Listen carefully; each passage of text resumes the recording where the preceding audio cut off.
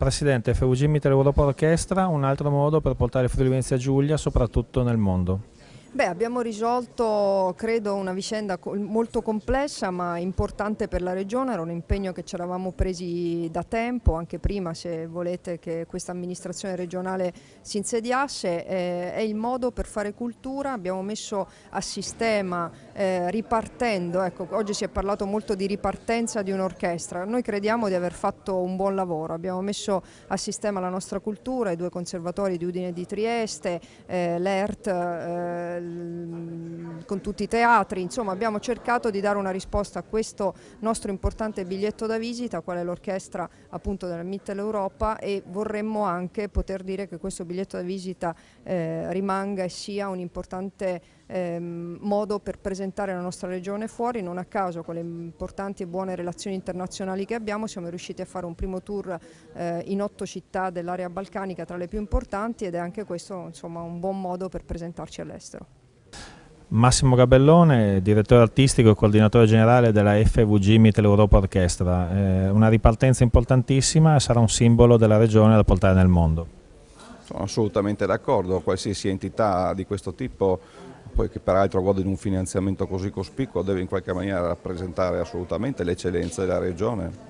Sono assolutamente d'accordo, è un impegno importante per quanto mi riguarda, ma è importante per tutti coloro che stanno collaborando a vario titolo, in primis i musicisti che dopo tante peripezie anche in tutti questi ultimi anni si ritrovano per l'ennesima volta a una nuova progettualità, a un nuovo coordinatore, dove magari insomma si tende un po' a ripetere forse altre cose che gli sono già state dette in passato.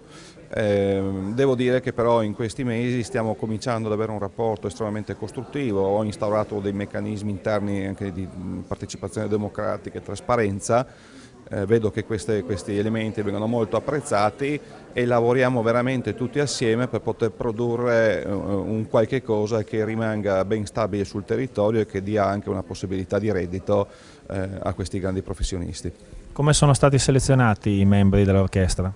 Dunque, una parte è stata selezionata sulla base di alcune liste che mi sono state fatte pervenire, diciamo, dalle parti sociali in questo caso, alle quali è stato sottoposto un contratto che i parametri, diciamo, di identificazione sono stati di tipo sindacale, che riguardano le anzianità, l'adesione o meno o l'utilizzo o meno delle ASPI, ASPI si chiama il sussidio di disoccupazione, mini ASPI, eccetera.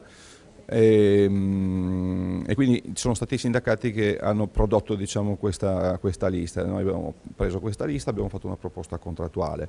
Circa il 50% dell'orchestra è formata, come dicevo prima, da borsisti, e il rimanente sono quelli che poi hanno accettato il contratto, e sto parlando per il 2014 naturalmente. Riassumendo, quindi l'orchestra è composta da una percentuale anche di giovani provenienti dai conservatori, in particolar modo quali? In particolar modo Trieste e Udine, in coerenza con quello che è il testo della legge finanziaria.